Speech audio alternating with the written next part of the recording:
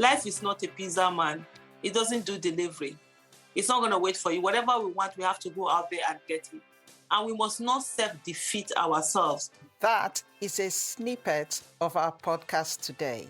Hey there, Maureen Chana here, founder of the Mindsight Academy, neuro coach to executives, leaders, entrepreneurs, and a neuro leadership trainer using insights from neuroscience to help you deliver results by learning to work smarter, be in control of your brain, manage yours and others' emotions, change behaviors, flourish, and exceed expectations. Welcome back to another episode of Lead to Excel podcast.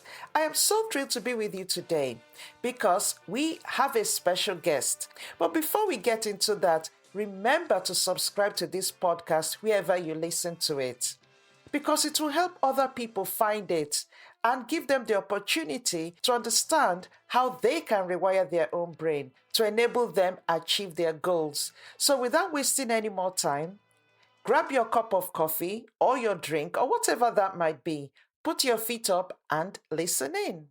I'm absolutely excited and really looking forward to this podcast today because I have a really special lady with me, an amazing lady, and I'm not going to say much more, and I'm not even going to introduce her. I want us to kind of talk, and then you will really get to know who this lady is, how amazing she is, and then I will fill in the blanks as we go along. So, Aisha Yesufu, I am so honored and happy to have you on this Lead to Excel podcast. Thank you for joining me. Thank you so much for having me. It's my pleasure being here. Thank you. So, Aisha, where are you? Where in the world are you? Well, I'm currently in Abuja, Nigeria. That's the capital of Nigeria in West Africa. So that's where I am currently. And it's amazing over here. I totally agree with you because I've just come back from Abuja. I came back about 2 weeks ago, and it truly is amazing, I must admit. Yeah. So, Aisha, I want us to talk, and I'm saying that I'm truly honored to have you on because I know how busy you have been. I did see you, I think 2 weeks ago when you came to London. I was at that dinner, and I think after that dinner, I said to myself, I've got to have this lady on in my podcast. I've actually been willing it for a while. So when I saw you there, I went, okay, this has to happen. So I'm glad you're here with us. Oh, thank you. I'm glad I'm here. So here we are. It's happening. Like we always say to people, just dream. The worst thing that will happen is a no, and the no never changes anyone. So we'll just keep going. So I'm glad also that we are doing this. Thank you so much. And that's so true. Dream it and it happens. So Aisha, for those that don't know you, I'm going to just really explain who you are in one sentence, and that is how you describe yourself. You describe yourself as an active Nigerian. Is that correct? Yes, active Nigerian citizen. Active Nigerian citizen, that's right. And there's a reason why Aisha says this. But before we get to that, could you just tell us a bit about your background? So, how did Aisha grow up? Who are you? Where did you grow up? And is there anything in your childhood that really, I would say, that kind of led to you doing what you do today? Okay, so my name is Aisha Yesufu. I was born and brought up in Kano State. I'm actually from Edo State. So my state of origin is Edo State, but my state of birth is Kano State. And I grew up in Kano. I have 2 children. My youngest child is 21. I'm married. April, I'll be married for 25 years. Who am I? So I'm this crazy, outspoken little girl who didn't bother whether adults liked her or not, but who just did things her own way. I mean, just lived life, learning and willing to escape the poverty that she found herself growing into. And I've also grown into this outspoken woman who doesn't allow herself to be defined by society, but let society see who she is and let the society itself accept her. In terms of this, I've always been this way. I think I was born this way. I've always made the maths. My dad would talk about when I was quite young in nursery school. And one day I walked up to him and I said, look, if you're not going to take me to school, I will no more go to school, because the neighbor that he would want me to join him to take me to school, I said he was behaving in a funny manner as if he didn't want me. So I've always been that way. I'm one person who speaks up when I see injustice, and I do not mind whether you're older than me, even though we grew up in a place where girls are not supposed to speak, children are not supposed to speak. I always spoke. And one of the things I realized, even as a little girl, was the fact that when my truth favored people, they loved it. But when it didn't favor them, they were always angry. And sometimes I received a lot of beatings and a lot of cold treatment, but it didn't bother me because I just was okay with myself. So sometimes I do say that I sort of like grew up alone, but it was something for me. I read a lot of books, and so because of that, I had a world to escape into. And my father, when I was like 11, 12, my father lost all his business, and then he became extremely poor. And I think that sort of like defined me. Saying one moment my father, had a good life. We as children, we had a good life. And then all of a sudden, we lost everything. And up to today, I really do not have attachment to anything, even life itself, because I always feel like it can be taken away from you. And so for me, growing up, we got to a place where I grew up poor. And in Nigeria, when you grow up poor, you're faceless, nameless, and voiceless. You're not seen as a human being. And that can be so dehumanizing. And I watch how parents of children who weren't poor or who weren't from the side of the town that I was from, we sort of would not want us to associate with their children. And they're sort of push us away. And it really hurt. And I grew up a very angry teenager, angry at a country that had so much potential, but yet there was so much corruption, so much stealing. People were wallowing in poverty, and certain people were looked upon as if they didn't exist. They were practically cancelled. And so for me, it's something that I didn't like that. And my first 40 years, I focused on my financial independence. And when I became financially independent, I could then now focus on the nation. When I turned 40, I realized that I was the problem of Nigeria by my silence. That's why I always say to people, I'm not an activist. I'm just an active citizen who just got tired of not having a voice, who got tired of not having a voice on national issue, on issues that concern her country. And I realized that those adults I used to blame when I was young, that they weren't doing anything about the country, even though the country was being mismanaged, that I had grown up to be one of those adults. And I didn't like that. And I felt if I failed to speak up, then it will mean that I also had failed myself. And so on my 40th birthday, I decided that if God gives me another 40 years, that I was going to devote it to Nigeria. And 4 months after, Chibok girls were abducted. And Chibok girls' abduction and their lives sort of like resonated with mine. I grew up in a part of the country where education was not seen as very important, especially girl child education. I struggled to be in school. I insisted I wanted that education. And I was mocked a lot because by the age of 11, all my friends were married off. And I got married at the age of 24. Most of them were grandmothers. So being mocked, being looked upon as if you're nothing. I would go to school in the morning without breakfast. Coming back, I wasn't expecting lunch. And that's how the Chibok girls also were, from poor families. And I realized that if I was taken away in 1991, when I wrote my SSC, the same exam that Chibok girls were writing when they were abducted, and nobody spoke for me or spoke up for me, I probably wouldn't be here today, because my parents would not have been able to make demands on my own return. And so I decided that I was going to make demands for Chibok girls, no matter how long it took, because to fail Chibok girls would be to fail the little girl that I used to be, that used to cry for help and nobody helped her. Wow, wow, wow. Aisha, that is an amazing, amazing story of your life. I want to dig a bit deeper into your childhood, and I'm going to come back to where you stopped in terms of Chibok girls. You know, when you were young, you said that you were driven, that you were always it's almost like pushing the boundaries. Mm-hmm. Did you find that your parents, did they resist it? Because, there's this culture sometimes in some homes where children shouldn't be heard. that children need to be quiet, they shouldn't be heard, and even if you speak up, there's a way they can actually shut you up. Mhm. How did you kind of navigate that? Was it that your parents listened, or because you were quite vocal from when you were young? How did you manage that?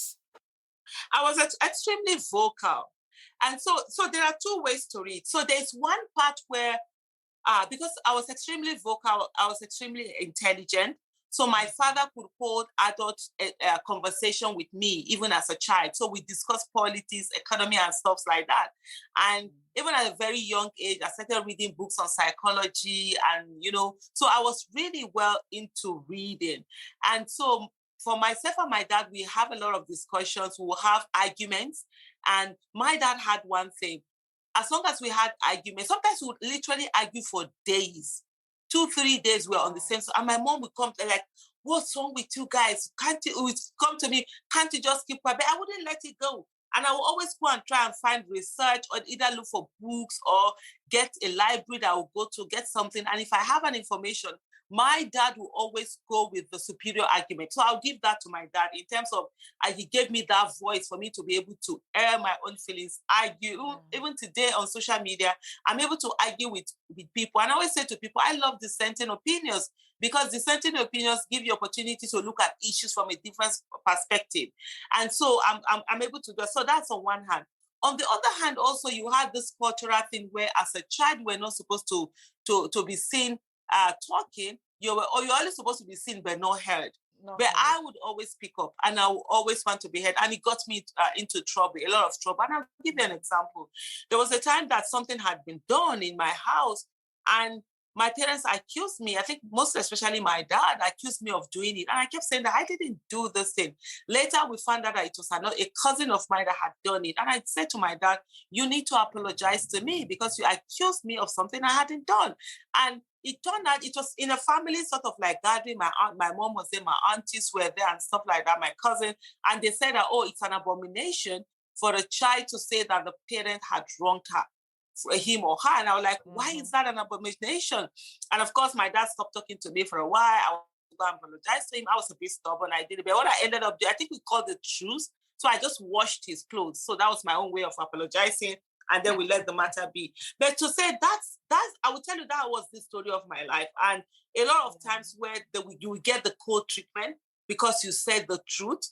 And I was one that it didn't matter whether you were my father or you weren't my father, or you were my mom or you weren't my mom. If you're wrong, I'm going to tell you you're wrong. And if somebody else is right, I'm not going to side you just because you're my parent. I'm going to be on the side of truth. And that's why some of my siblings even today say, and too many people don't know who you are and how you've grown up. That's why sometimes when they're attacking you on social media, I don't care whether everybody is on another side. But if I think that is the truth and the way it is, I will say it. To the extent that my mom will always say that, oh, in my court, nobody wins. Because I'm so objective to a fault. I would like tell you, this is where you did wrong. This is what you did right. But in terms of dreams, I will tell you my dreams were bigger than that of my parents. And you can't blame them.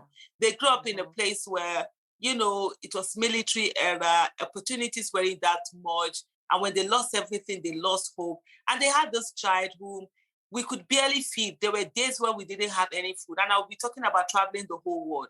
I'll be talking about, achieving so many things. I'll be talking about getting the Nobel Prize. So many things for me that I put out there. And I was so extremely lazy.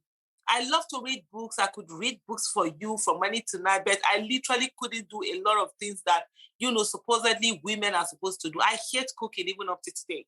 I don't like washing. I don't like sweeping. So my mom will give us, my immediate junior sister would do all of those things wonderfully well, but I wouldn't. And so it was so frustrating for them because they believe as a girl, these are the things you're supposed to do for you to get a good husband and stuff like that. I'm like, no, that's not what I'm looking for. I just want to ride my own car. I want to have my own money. I want to have, sort of my own life, escape from the ghetto that I was born into.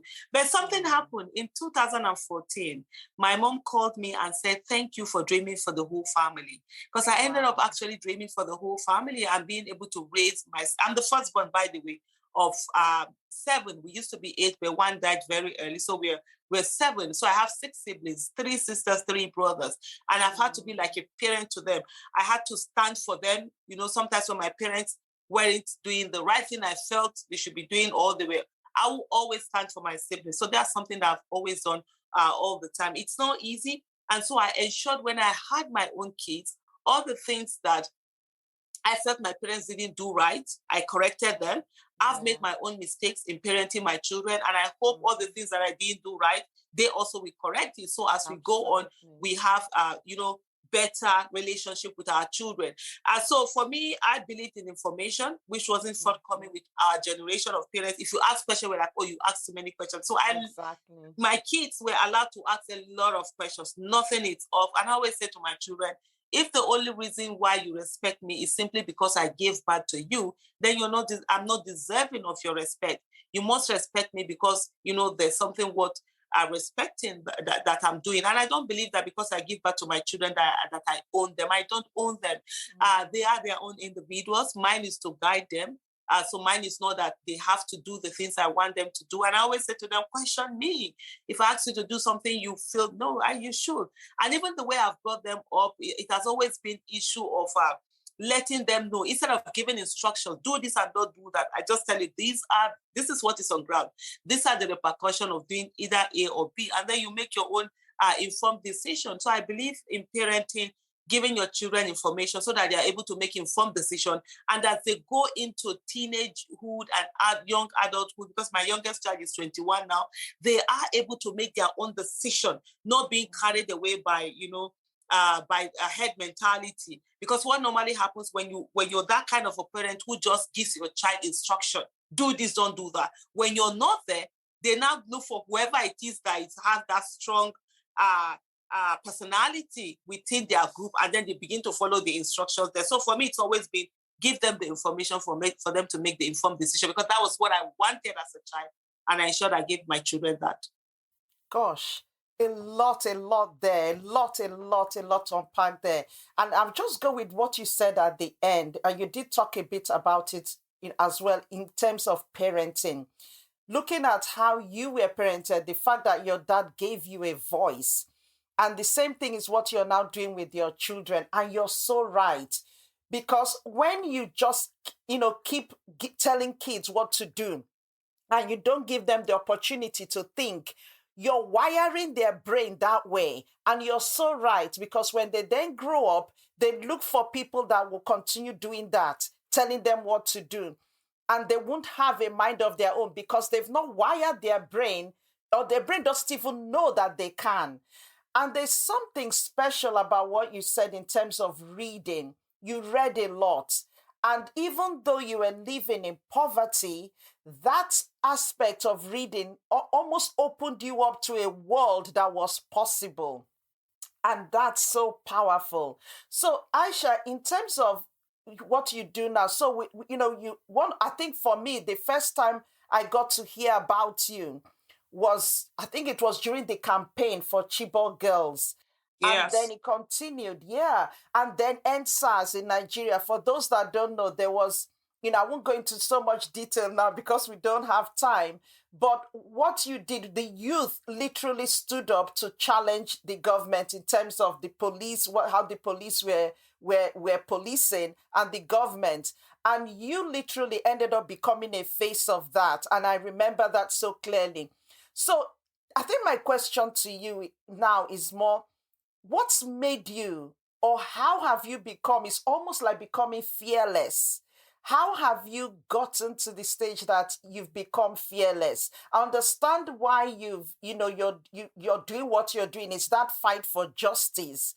But how have you gotten to the place you've become fearless? Because with the End SARS, really, honestly, if I had a hat on, I would have taken it off for you. You stood up and said, if you're going to shoot me first. It was something like that, if I'm correct. Yeah. But yes. How, Aisha, did you get to this? Yes, I remember that, the End SARS protest was done by the Nigerian youth. I always say to people, I'm not a convener of End SARS protest. I didn't call for it, but I joined the Nigerian youth.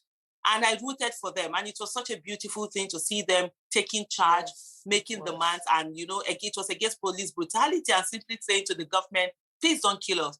These are the youth that we have not given them an enabling environment for them to try. and they found niches for themselves, and they were doing so well. And yet, the police came, we come and profile them. Something as simple as having an expensive mobile phone or a laptop or fine car or dreadlocks or tattoos just got you killed or maimed, or, they would take your money away from you. And so when they were out there, I was really rooting for them. On that day, I was practically at the back until when the police stood up as if they were going to shoot them. And that was when I went to the front and I said, if you're going to shoot at them, then you have to put the bullet through me. And so that was how we got that. How did I get to be? Remember, for me, I was less than 10 when I said to myself that the worst thing any human being can do to you is to kill you. And that is not really the worst thing, because you were going to die anyways. So I grew up as a child who was very thoughtful, found out who I was, accepted myself for myself. And I had my moments of really reading, especially with the fact that I think I read all of those books of philosophy and all of that, sort of like changed my life. And, had series of thoughts. Like, I look back, I'm like, the things I was thinking as teenager, it's what a lot of people don't even do until their 30s. And so that really helped me. And so because of that, I was never afraid of anything. I was actually quite respectful, but definitely not afraid. And so every day I was, even up to today, I said to myself, look, there are lots of people who have never said anything, who have never stood for anything, who have just minded their own business. But it didn't stop death from finding them. It didn't stop some people just going out there to kill them. So I would rather be out there as a fight standing. I would rather die standing when I'm fighting for something than die, hiding under my bed. And so that's the thing that I go about. Maybe probably because of my faith as a Muslim, I know when it's time for me to die, I'm going to die anyways. So what's the big deal? I'm going to just say that truth the way it is. And I think that's right for even as a child. I always look at what's the worst thing you're going to do to me. I say, well, it's not really the worst thing. And that's how I've always continued, even up to this day. There are some days, especially during that End SARS protest, when that picture was taken. After that, when the police started attacking us and shooting at us, I literally thought that was my last day on earth. There are so many protests I've gone to. I was telling someone yesterday that, look, I've said my last prayer so many times that I'm sure last prayers is tired of me. But at the end of the day, it's really to say, what is the essence of life? For me, death is not when I can no longer breathe in oxygen and bring out carbon dioxide. Death for me is when I can't speak because I'm afraid to die. Then truly, I would have been dead by then. So that's basically, for me, the way I live my life and I go on. That's big.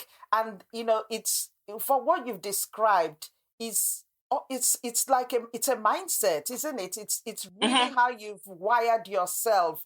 And that's so, there's so many people who are out there who literally are living dead, if we put it that way. So they're no voice, no hope, and afraid just of everything. Quiet.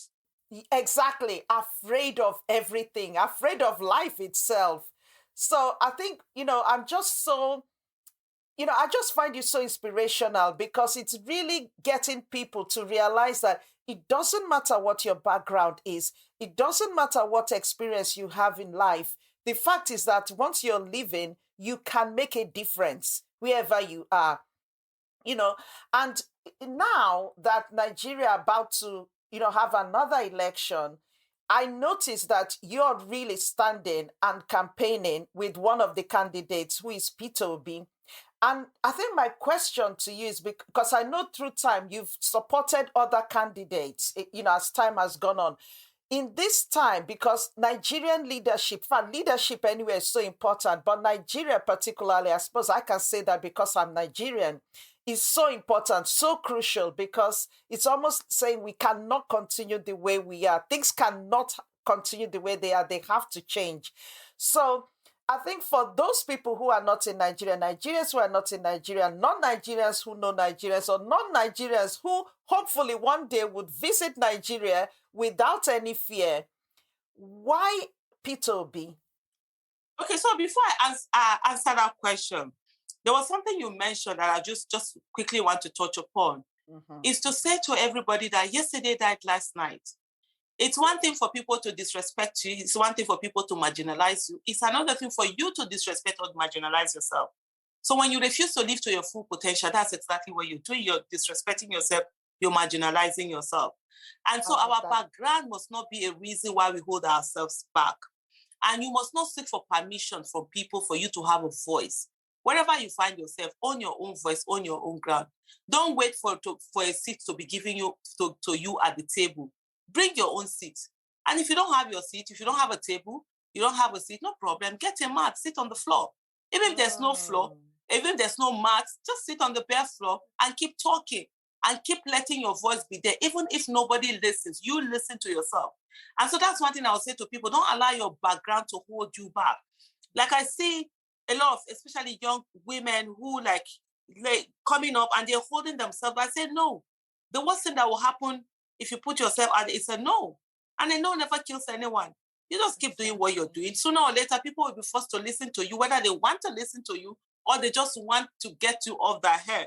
But at the end of the day, you achieve that. So I think I just needed to put that in. Though, thank you for really stressing on that point, because I think it's a really important one for women particularly. And I think even, there's something you said previously about the fact that when you were 11, most of your mates at that age had been married off, but you kept going. You refused to, and at 24, your age mates were already grandparents. And I think it's that determination, that focus on what you wanted. And, that fact that no doesn't kill anyone. I love that. If I'm going to put that in the quote. No doesn't kill anyone. And it's true, because so many people, one, are afraid of rejection, afraid of not doing what society expects them to do. So society expects us, or culture expects us to do this. Oh, I've got to do it. You don't have to. And I think that's the message you're really bringing out. Thank you for really emphasizing that. Yeah. Thank you so much. Like I once said to my mom when she was talking about culture, I said to her, who are these people who set the culture? She said, oh, it's our forefathers. And I said to my mom, it is time for me to set a new culture for the next generation that will be coming in. So that's it.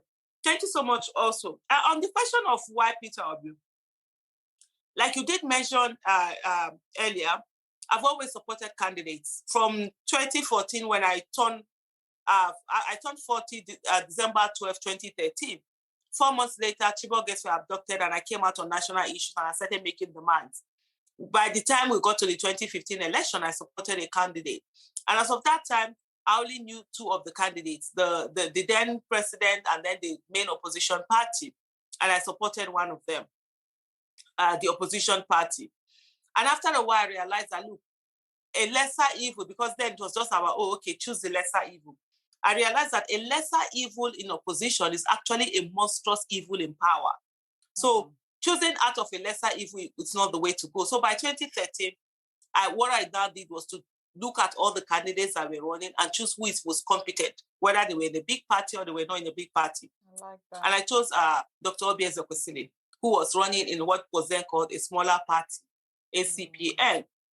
And in 2023, like we are now, 2022, when we had all the candidates, what I did was to allow all the primaries to be done, because I really didn't know most of the candidates, except for the two major ones. And of course, Peter will be here and there. I didn't study him as much. But when the poll primaries were done and they had emerged, I sat down and I studied them all to find out who is the most competent. For me, it was about who is the most competent, not about who is likely to win. And then I found out he was the most competent amongst the lot, and that's it. So why Peter Obi? Simply because he has competence, character, capacity. He has empathy. He is willing to learn. He's a servant leader. He's a transformational leader. He's one who listens to the people. He's one who is patriotic, who cares about Nigeria. You find that almost every state in Nigeria, he knows something about that state. And you see someone who has invested his life learning about this country, not just someone who by accident maybe now has so much money or something and thinking, oh, I need to get power. Oh, it's my turn to get power. No, but someone that you see over the decades have actually studied this country, have actually cared, have actually tried to see what are the ways that the country can be fixed. And so for me, those are the basic reasons why I'm supporting him right now. And most especially because of the empathy.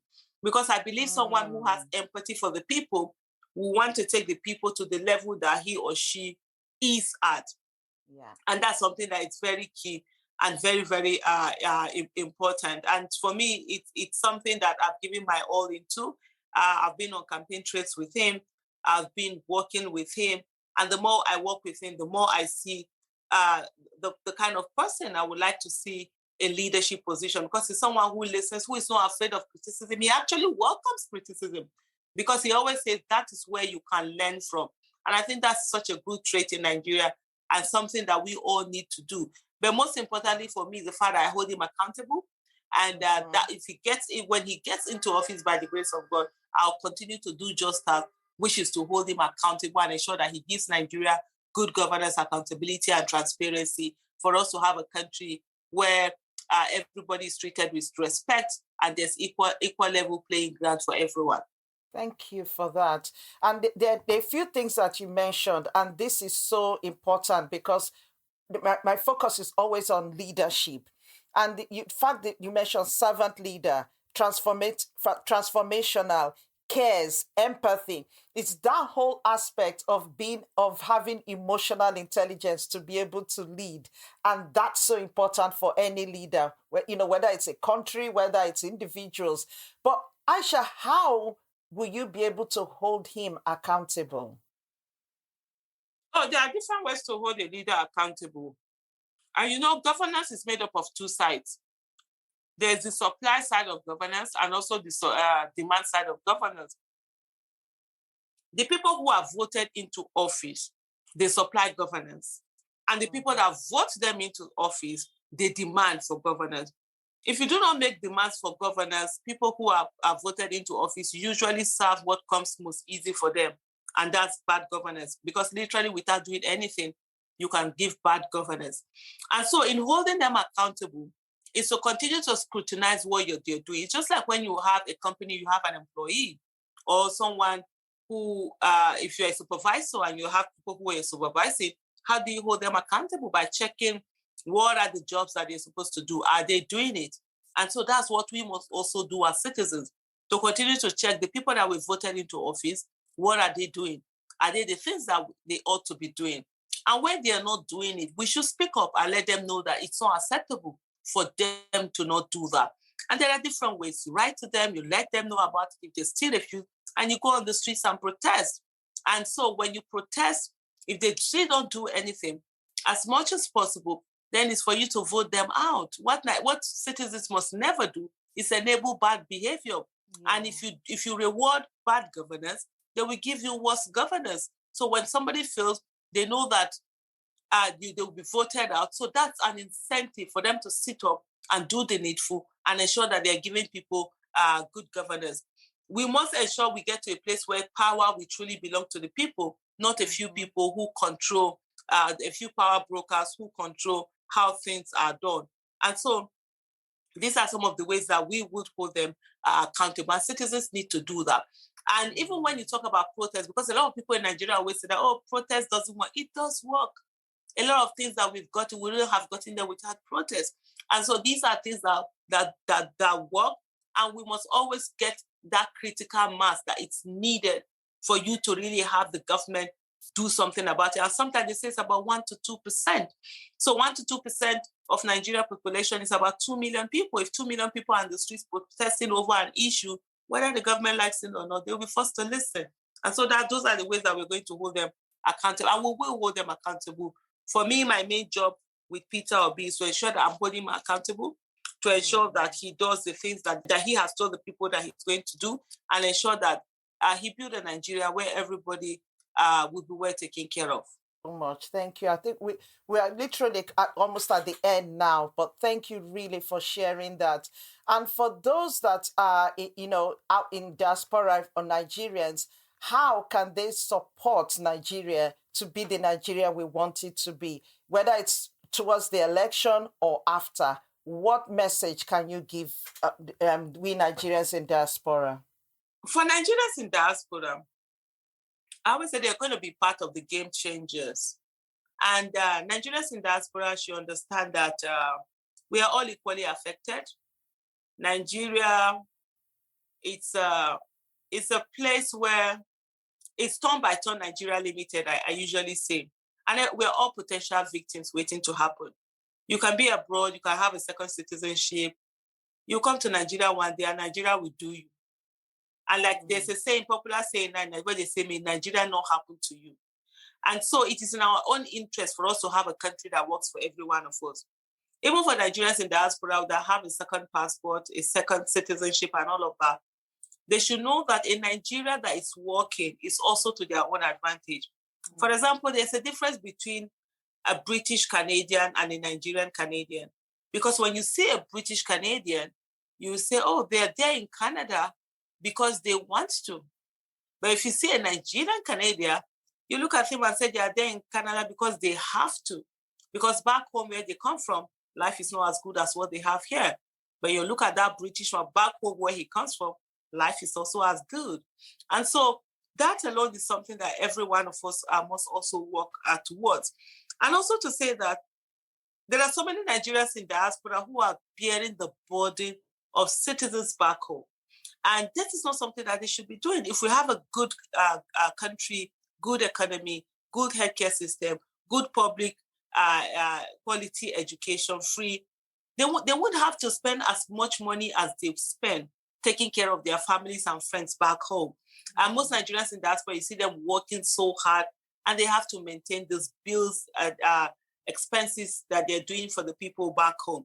So this alone is something that they should be invested in the election and say that people should go get their PVCs and also vote and ensure that we have good, credible leaders that will manage the affairs of the country. And so having said that, what's exactly the way that it can help? Election is very expensive. Campaigns are very expensive. And so they should help to fund campaigns of people who are running for office that they think are competent and will do the needful for Nigeria. They have Naira accounts. Send in your money. Your $1 will make a huge difference. Your $2, your $10, your £10, 10 euro, whatever it is, 10 dirham, 10 riyal. Put it out there. Use your Nigeria account and send it to the account of, candidates who are running for office. The same time also, you have a power of influence. What is this power of influence? You take care of a lot of people's bills. They come to you all the time. You play government in their lives. You play God. Even God asks for loyalty. Government asks for votes. And so you should be talking to the people and asking them, what are they doing? And educating them about election, about politics, about governance, and the relationship between governance and their lives so that they will understand. Let's not forget that democracy without education is a disaster because a lot of people don't really truly understand what democracy is all about. So it's our duty to talk to them, our families, our aunties in the village, our uncles, our grandparents, our friends, talk to them and let them know. And also use that circle of influence to get them to get their PVCs, to vote right for Nigeria. And so these things are very, very important that we all can continue to do. It's most important for us to understand that, look, we don't have any country other than Nigeria. This is where you will truly and absolutely be first-class citizen. Every other place, you always second-guess yourself, whether they're treating you just like someone who is there. But here in Nigeria, you are Nigeria. And so we need to give our all to this beautiful, amazing country that has been there for all of us. And so it's very important. Let us all do the needful and ensure that we are all working towards having the kind of leadership that will take Nigeria to where it's supposed to be. So much. I think that there's a lot there, and I really love that because you really broke it down for, that was awesome. Thank you so much. So to end this podcast, Aisha, what final word of wisdom can you give our listeners? Anything you want to just tell us to really encourage people to rise, in whatever capacity, but anything that comes to you would be great. Okay, fantastic. I have quite a few things. Just let me start off from where I started before, which is with the Nigerians in diaspora. To say to the Nigerians in diaspora, you contribute about 4% to the GDP of the country. You send in hundreds of billions of dollars every year, yet you do not have any political power. With such, you contribute so much to the economy of this country. And so there's a need for them to begin to hold candidates accountable, especially when it comes to diaspora voting. So that's something that they need to do. On a general note for everyone, is for me to say to everyone, life is not a pizza man. It doesn't do delivery. It's not going to wait for you. Whatever we want, we have to go out there and get it. And we must not self-defeat ourselves. We've been told severally, we've been conditioned to believe that as people, as citizens of the Federal Republic of Nigeria, that we're powerless and helpless. We can't do anything. That's a lie. We are quite very, very powerful. What they've done is that they've captured our minds. And Stevie Biko said that the greatest weapon of the oppressor is actually the minds of the oppressed. And so you have people who are able to take away your mind and make you believe that you don't have the power, then that's the real weapon that they have. There used to be a lie that was told in Nigeria, and that was votes don't count. And we used to say, if votes don't count, why are they buying votes? But right now we can see they no longer sell that lie because that lie has expired. The next thing they try to tell you is that, a certain candidate cannot win. Like they come and say, Peter Obi cannot. That's not it. What really matters is for you to vote for him because he has competence, character, capacity. And if every one of us, we're putting in our votes, and that's what will be counted. Let's not be afraid as we go into the 2023 election. 2023 election is election for survival, and every one of us must stand up and do the needful. We must get our PVCs, we must vote, we must sit back to defend our votes and ensure that they are counted and they are put in there. Let's not move away, let's not go anywhere. And we can do it. We can do it because we are the people and the power belongs to the people. We can do it because we have a new electoral act that a lot of shenanigans that the politicians used to do have been taken care of. We can do it because we have a president who is not running for a third term, and we can use Buhari's nuisance value. He has said he wants free and fair, credible election as a legacy that he's going to give, which is something he doesn't have much of legacy, and it's something that he really has shown the body language and also the political will to do it. So let's ensure that we take advantage of this and bring in people with competence, character, capacity to lead this country. Because as Nigerians, we also deserve a great nation. And I will say finally to everyone, I will never give up on Nigeria, no matter what it throws at me. I will fight for Nigeria. I will fight for the unborn generation the way I wish other people had fought for me before I was born. Because if they had fought for me before I was born, they would have fixed the country so that I meet a great country and hand over an even greater country to my children, my grandchildren, and the generation yet unborn. But even though they didn't do that, how we fight this fight, and I hope every one of us too, let's put our hands together and fight this fight and ensure that we have a country that works for us so that the Nigeria we yearn for, we are able to give it to the next generation for them to experience that generation. Nigeria must work in our lifetime by the grace of God. Thank you so much for having me today. Aisha, thank you so very much. You've really given yourself. We know who you are, how you started, and you've really given us a lot to think about and a lot of actions to take and a lot to inspire us. And one of the things that you said at the end that I just want to repeat is, don't self-defeat yourself. That is so powerful. And you kept repeating these two words, we can, we can, we can. And that's something to really take away with in terms of us as Nigerians, but in terms of anyone listening to this podcast, it's using this to really achieve what you want in your life. We've heard Aisha's story of where she came from to where she is today. And she's a successful businesswoman who is actively really fighting for the cause of Nigeria. Aisha Yesufu, thank you so much for coming on to Lead to Excel podcast. Thank you so much for having me. Thank you.